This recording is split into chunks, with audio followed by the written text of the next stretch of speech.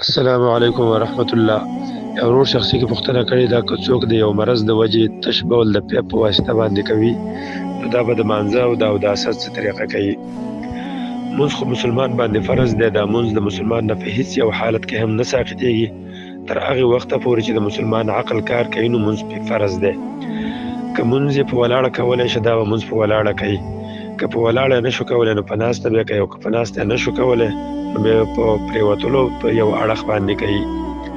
حدیث کې راغلی دا حدیث امام بخاري د عمران بن حسین رضی الله عنه نقل کړی دی.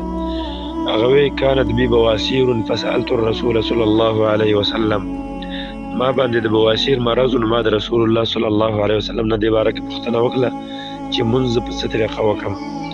هغه راته وویل مونځ په ولاړه کوه، که په ولاړه دې وس نه کېده په ناسته کوه، که فإن لم تستطع فعلى جنب، که په ناسته دې وس نه کېده نو په اړخ او یا په پرېوتلو باندې کوه.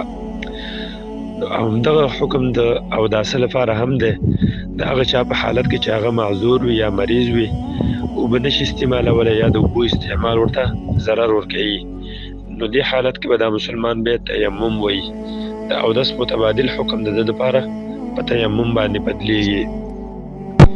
او هغه مریض هغه معذور انسان چې هغه تش بول د پیپ د لارې کوي، علماو د دغې مریض حالت د مستحاضې ښځې سره او د سلسل البول مریض سره مشابه کړی دی.